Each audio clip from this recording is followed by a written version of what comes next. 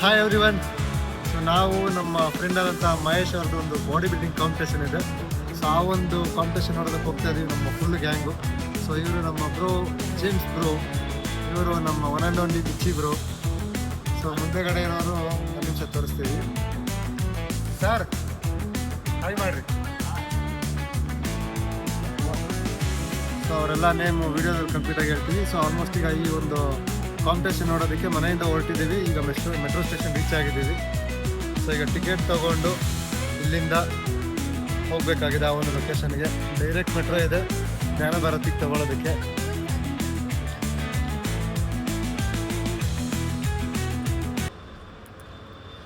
So metro ಸ್ಟೇಷನ್ಗೆ ನಾವು reach ಆದ್ವಿ. ಅಲ್ಲಿ ಹೋಗಿ ಟಿಕೆಟ್ ತೊಗೋಬೇಕಾಗಿತ್ತು. ಟಿಕೆಟ್ ತೊಗೊಂಡು ಹಾಗೆ ಪ್ಲ್ಯಾಟ್ಫಾರ್ಮ್ ಕಡೆಗೆ ಹೋಗಬೇಕಾಗಿತ್ತು. ಹೋಗಿ ಚೆಕಿಂಗ್ ಇತ್ತು. ನಮ್ಮ ಬಿಚ್ಚಿ ಬಾಯಿ ಮತ್ತು ನಾನು ಇಬ್ಬರು ಕೂಡ ಚೆಕಿಂಗ್ ಆಯಿತು. ಎಲ್ಲ ಹುಡುಗರು ಕೂಡ ಆಯಿತು. ಚೆಕಿಂಗ್ ಮುಗಿಸ್ಕೊಂಡು ಹಾಗೆ ಪ್ಲ್ಯಾಟ್ಫಾರ್ಮ್ ನಂಬರ್ 2ಗೆ ಹೋದ್ವಿ. ಅದು ಟುವರ್ಡ್ಸ್ ಕೆಂಗೇರಿ ಕಡೆಗೆ ಹೋಗುತ್ತೆ. ಹಾಗೆ ಪ್ಲ್ಯಾಟ್ಫಾರ್ಮಲ್ಲಿ ನಿಂತ್ಕೊಂಡು ಸಿಂಪಲ್ ಒಂದು ಸ್ವಾಗ್ನ ಮಾಡಿ ಮೆಟ್ರೋದಲ್ಲಿ ಹೋಗಿ ಮತ್ತೆ ಇಳಿದು ಅಲ್ಲಿಂದ ರೀಚ್ ಆದ್ವಿ ಜ್ಞಾನ ಭಾರತಿಗೆ. ಜ್ಞಾನ ಭಾರತಿ ಹತ್ರ ಹೋಗಿ ಮತ್ತೆ ವೆಯ್ಟ್ ಮಾಡಬೇಕಾಗಿತ್ತು. ಅಲ್ಲಿ ಆಟೋ ಬುಕ್ ಮಾಡಬೇಕಾಗಿತ್ತು. ನಮ್ಮ ಫ್ರೆಂಡ್ ಮಹೇಶ್ ರಜಾಕ್ಕೆ ಹೋಗಬೇಕು. ಇದು ಬ್ಯಾಂಗ್ಳೂರು ಯೂನಿವರ್ಸಿಟಿ ಎಂಟ್ರೆನ್ಸು. ಸೊ ಇಲ್ಲಿಂದ ನಮ್ಗೆ ಆಟೋ ಸಿಗುತ್ತೆ. ಈ ಲೊಕೇಶನ್ಗೆ ಹೋಗಬೇಕು. ಟ್ವಿಸ್ಟ್ ಏನು ಅಂತ ಹೇಳಿದ್ರೆ 2 ಆಟೋದಲ್ಲಿ 9 ಜನ ಹೋಗಬೇಕು. ಏನೋ ಒಂದು ಕಷ್ಟಪಟ್ಟು ಒದ್ದಾಡಿಕೊಂಡು ಇಕ್ಕಟ್ಟಲು ಹೋದ್ವಿ. ಚೆನ್ನಾಗಿತ್ತು ಅಲ್ಲೆಲ್ಲ ನೇಚರು. ಏನಕ್ಕೆ ಅಂತಂದರೆ ಅಲ್ಲೆಲ್ಲ ಪೂರ್ತಿ ಆಲ್ಮೋಸ್ಟ್ ಒಳ್ಳೊಳ್ಳೆ ಮರಗಳಿದ್ವು. ಚೆನ್ನಾಗಿ ಗಾಳಿ ಬರ್ತಾಯಿತ್ತು. Peaceful area. ಸೊ ಹಾಗೆ ರೀಚ್ ಹಾಕ್ಕೊಂಡು ಆಲ್ಮೋಸ್ಟ್ ಬಂದು ನೋಡ್ತೀವಿ ನಮ್ಮ ಅಣ್ಣ ಮಹೇಶ ಇರುವಂಥ ಒಂದು ಸ್ಟೇ ರೂಮ್ ಸಕ್ಕತ್ತಾಗಿತ್ತು. ಅವನೊಬ್ಬನೇ ಇರ್ತಾನೆ ಅಂತ ಅಂದ್ಕೊಂಡ್ವಿ, ಬಟ್ ಅವ್ರ ಫ್ರೆಂಡ್ ಯಾರೋ ಒಬ್ಬರಿದ್ರು ಅಷ್ಟೇ. ಸೊ ಆರಾಮಾಗಿ ಕೂತ್ಕೊಂಡು ಜಾಲಿಯಾಗಿ ಕೂತಿದ್ದ.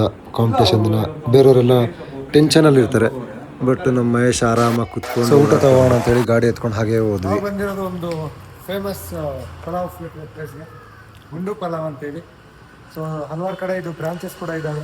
ಸೊ ನಾವು ಬಂದಿರೋದು ಇದು ಉಪ್ಕಾರ್ ಲೇಔಟ್ ಹತ್ರ, ಅಂದರೆ ಕೆಂಗೇರಿ ಹತ್ರ ಇದೆ ಲೊಕೇಶನ್.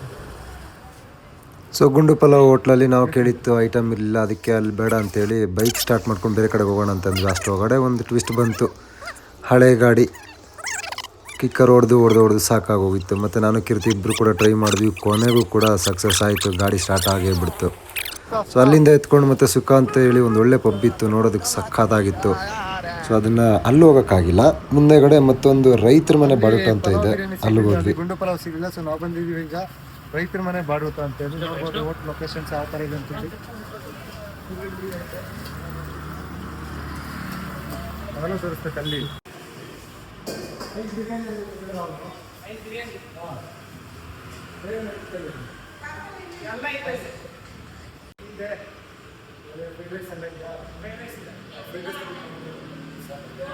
ಮಟನ್ ಅದೇ, ಚಿಕನ್ ಅಲ್ಲದೆ 3 ಫ್ರೈಡ್ ರೈಸು, 5 ಬಿರಿಯಾನಿ. ಊಟ ಆರ್ಡ್ರ್ ಮಾಡಿ ಆಚೆ ಬಂದು ನೋಡ್ತೀವಿ, ಅಲ್ಲಿ ಇಂಡಿಯಾ ಮತ್ತು ಇಂಗ್ಲೆಂಡ್ದು ಒಂದು ಮ್ಯಾಚ್ ಇತ್ತು. ಆ ಒಂದು ಮ್ಯಾಚ್ನಲ್ಲೇ ನಿಂತ್ಕೊಂಡು ವಾಚ್ ಮಾಡ್ತಾನೆ ಇದ್ರಿ. ಸೊ ಅಲ್ಲಿ ಮುಗಿಸ್ಕೊಂಡು ಮತ್ತೆ ಊಟ ಎಲ್ಲ ಪಾರ್ಸಲ್ ಆಗಿದೆ ಅಂತ ಚೆಕ್ ಮಾಡ್ತಾ ಇದ್ವಿ. ಎಲ್ಲ ಸಾಕು ಡಬಲ್.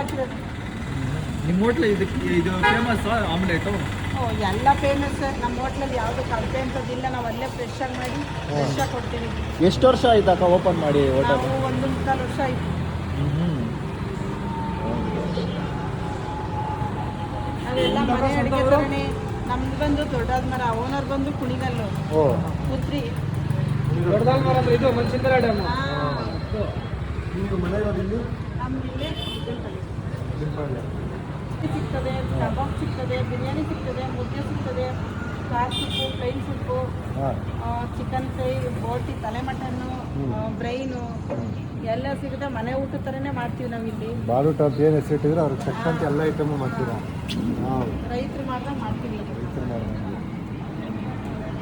ರೈತರು ಮಾಡ್ದಂಗೆ ಅಂತ ಏನು ಕೇಳ್ತಾರಂದ್ರೆ ಅದರಲ್ಲಿ ಕಲಬೆರಕೆ ಇರಲ್ಲ. ಬೇರೆ ಹೋಟ್ಲಲ್ಲಿ ಕಲಬೆರಕೆ ಇರುತ್ತೆ, ರೈತರು ಅಂತ ಹೇಳಿದ್ರೆ ಕಲಬೆರಕೆ ಇರಲ್ಲ. ಫ್ರೆಂಡ್ಸ್ ಯಾರಾದರೂ ಉಪ್ಕಾರ್ ಲೇಔಟ್ ಕಡೆ ಹೋದರೆ ಈ ಹೋಟ್ಲಿಗೆ ಹೋಗಿ ಊಟ ಮಾಡಿ. ತುಂಬಾ ಟೇಸ್ಟಿಯಾಗಿರುತ್ತೆ, ಚೆನ್ನಾಗಿರುತ್ತೆ. ಹೋಮ್ ಫುಡ್ ಥರನೇ ಫೀಲ್ ಆಗ್ತೀರ ನೀವು ಕೂಡ. ಒಳ್ಳೆ ಊಟನೇ ಮಾಡಿಕೊಟ್ಟಿದ್ರು. ಸೊ ಅಲ್ಲಿ ತಗೊಂಡಿದ್ದು ಈ ಒಂದು ಪಾರ್ಸಲ್ ಊಟನೆಲ್ಲ ತೊಗೊಂಡು ಬಂದ್ವಿ. ನೋಡ್ಕೊಂಬಿಡಿ ಹೋಟ್ಲದ್ದು ಮತ್ತು ಲೊಕೇಶನ್ ಮತ್ತು ನೇಮ್ ತೋರಿಸಿ. ರೈತರ ಮನೆ ಬಾಡೂಟ ಅಂತ ಇದೆ, ಉಪ್ಕಾರ್ ಲೇಔಟು ಕೆಂಗೇರಿ ಕಡೆಗೆ. ಅಲ್ಲಿಂದ ಊಟ ತೊಗೊಂಡು ಮತ್ತೆ ಮಹೇಶ್ ಇರೋಂಥ ರೂಮಿಗೆ ಬಂದ್ವಿ. ಎಲ್ಲರೂ ಆರಾಮಾಗಿ ಕೂತಿರೋ ನಮ್ಮ ಹೇಮಂತ್, ಪವನ್, ಕಿರಣ್ ಎಲ್ಲರೂ ಕೂಡ. ನಾನು, ಕೀರ್ತಿ ಮತ್ತು ನಮ್ಮ ಜೇಮ್ಸ್ 3 ಜನ ಹೋಗಿ ಊಟ ತೊಗೊಂಬಂದ್ವಿ.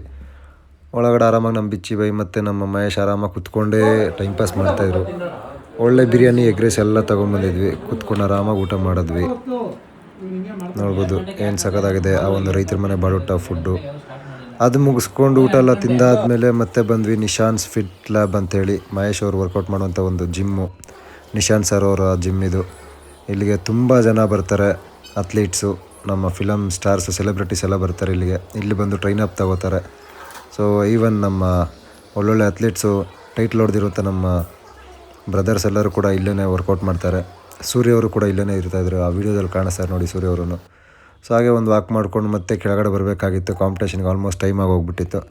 ಅಷ್ಟೊತ್ತಿಗೆ ನಾವು ವೆಯ್ಟ್ ಮಾಡ್ತಾಯಿತ್ತು ನಮ್ಮ ನಿಶಾಂತ್ ಸರ್ಗೆ. ನಿಶಾಂತ್ ಸರ್ ಕರೆಕ್ಟ್ ಟೈಮಿಗೆ ಬಂದರು ವಿತ್ ಫ್ಯಾಮ್ಲಿ.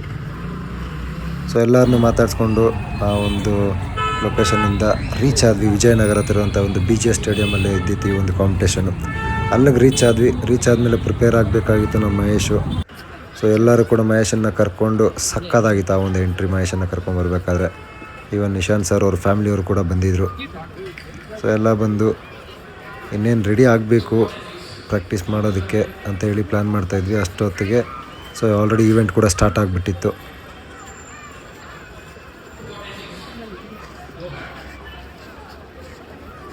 ವಿಜಯನಗರ BGS ಸ್ಟೇಡಿಯಮಲ್ಲಿ ನೋಡ್ಬೋದು, ಒಂದೇ ಗ್ರೌಂಡಲ್ಲಿ ಆಲ್ಮೋಸ್ಟ್ ಒಂದು 20-30 ಟೀಮ್ಸ್ ಪ್ರಾಕ್ಟೀಸ್ ಮಾಡ್ತವೆ. ಆ ಥರ ಇರುತ್ತೆ ಈ ಒಂದು ಸಿಚುವೇಶನ್ ಬೆಂಗಳೂರಲ್ಲಿ.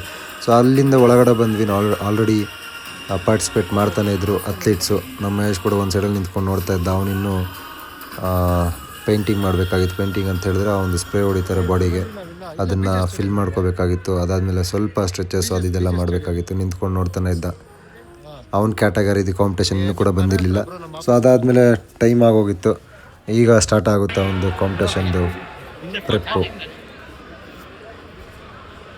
ಇವರು ನಮ್ಮ ಸುಮಂತ್ ಬ್ರೋ ಅಂತೇಳಿ ನಿಶಾಂತ್ ಸರ್ ಜೊತೆಲೇ ಇರ್ತಾರೆ. ಇವರು ಎಷ್ಟು ಸಪೋರ್ಟಿವ್ ಅಂತ ಹೇಳಿದ್ರೆ ಪ್ರತಿಯೊಬ್ಬ ಅಥ್ಲೀಟ್ಸ್ಗೂ ಕೂಡ ತುಂಬಾ ಸಪೋರ್ಟಿವ್ ಮಾಡ್ತಾರೆ. ಅವರ ಒಂದು ಪೋಸಿಂಗ್ ಹೇಳ್ಕೊಡ್ತಾರೆ, ಪೇಂಟ್ ಮಾಡೋದಕ್ಕಾಗಿರ್ಬೋದು, ವರ್ಕೌಟ್ಸ್ಗಾಗಿರ್ಬೋದು, ಡಯಟ್ ಫುಡ್ ಆಗಿರ್ಬೋದು, ಎಲ್ಲದಕ್ಕೂ ಕೂಡ ತುಂಬಾ ಸಪೋರ್ಟ್ ಮಾಡ್ತಾರೆ. ಸೊ ನಿಶಾಂತ್ ಸರ್ ಜೊತೆಲಿ ಇವರು ಎಲ್ಲರೂ ಕೂಡ ತುಂಬಾ ಹೆಲ್ಪ್ಫುಲ್ ಮತ್ತು ಸಪೋರ್ಟ್ ಮಾಡ್ತಾರೆ. ಪ್ರತಿಯೊಬ್ಬರಿಗೂ ಕೂಡ ಏನೋ ಒಂದು ಅಚೀವ್ ಮಾಡಬೇಕು ಅಂತ ಯಾರು ಹೋಗ್ತಾರೋ ಅವರೆಲ್ಲರಿಗೂ ಕೂಡ ತುಂಬಾ ಸಪೋರ್ಟ್ ಮಾಡ್ತಾರೆ. ಬಟ್ ಆದರೂ ಕೂಡ ಈ ಒಂದು ಪೊಸಿಷನ್ ಹೊಡಿತಾ ನೋಡಿರಿ ನಮ್ಮ ಮಹೇಶ, ಅದರಲ್ಲಿ ಗೊತ್ತಾಗುತ್ತೆ ಅವನ ಡೆಡಿಕೇಶನ್ನು, ಅವನ ಒಂದು ಹಾರ್ಡ್ ವರ್ಕ್ ಎಲ್ಲ ಇದರಲ್ಲಿ ಗೊತ್ತಾಗುತ್ತೆ.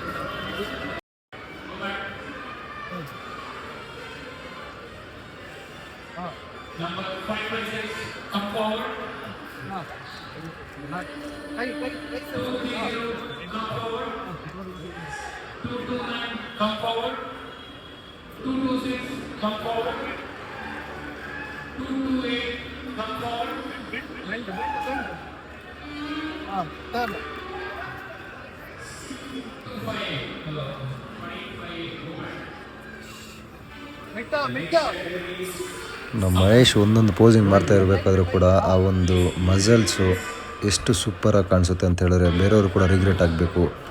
ಪ್ರತಿಯೊಬ್ಬರು ಕೂಡ ಹೇಳ್ತಾ ಇರ್ತಾರೆ. ಸೊ ಟ್ಯಾನಿಂಗ್ ಎಲ್ಲ ಮುಗೀತು. ಟ್ಯಾನಿಂಗ್ ಎಲ್ಲ ಮುಗಿಸ್ಕೊಂಡ್ವಿ. ಟ್ಯಾನಿಂಗ್ ಮುಗ್ದಿದ್ದ ತಕ್ಷಣ ಸ್ಟೇಜ್ ಮೇಲೆ ಕರೆದ್ರು. ಸೊ ಈಗ ಎಂಟ್ರಿ ಆಗ್ತಾನೆ ನಮ್ಮ ಮಹೇಶ್ ಸ್ಟೇಜ್ ಮೇಲೆ.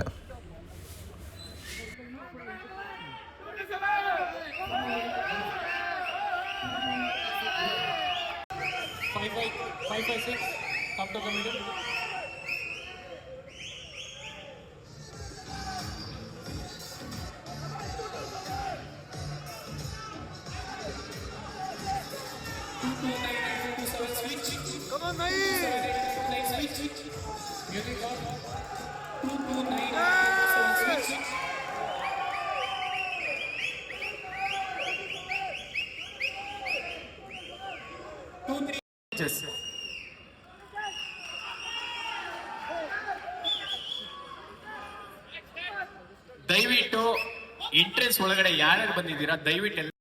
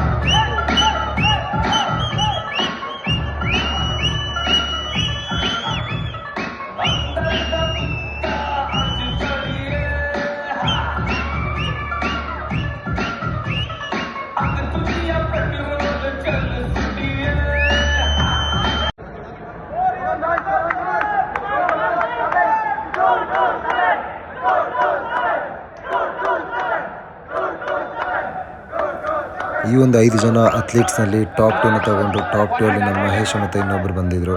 ಸೊ ಇಬ್ಬರಿಗೂ ಕೂಡ ಸಖತ್ ಫೈಟ್ ಇತ್ತು. ಬಟ್ ನಮ್ಮ ಮಹೇಶ್ ಅವರು ಪಾರ್ಟಿಸಿಪೇಟ್ ಮಾಡ್ತಾ ಇರೋದು ಫಸ್ಟ್ ಟೈಮ್ ಸ್ಟೇಜ್ ಮೇಲೆ ಈ ರೀತಿಯಾದಂಥ ಒಂದು ಮಜಲ್ನ ಬಿಲ್ಡ್ ಮಾಡಿ.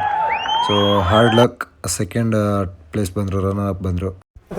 ನಿಶಾಂತ್ ಸರ್ ಅವ್ರ ಜೊತೆ ಒಂದು ಸ್ಮಾಲ್ ಇಂಟರ್ವ್ಯೂ ಇದೆ, ಬನ್ನಿ ಅವ್ರು ಏನು ಇವರು ಆಲ್ಮೋಸ್ಟ್ ಬ್ಯಾಂಗ್ಳೂರು ಮತ್ತು ಇಡೀ ಕರ್ನಾಟಕದಲ್ಲಿ ಹಲವಾರು ಪ್ರತಿಭೆಗಳನ್ನ ಕ್ರಿಯೇಟ್ ಮಾಡಿದ್ದಾರೆ ಬಾಡಿ ಬಿಲ್ಡಿಂಗ್ ಕಾಂಪಿಟೇಷನಲ್ಲಿ.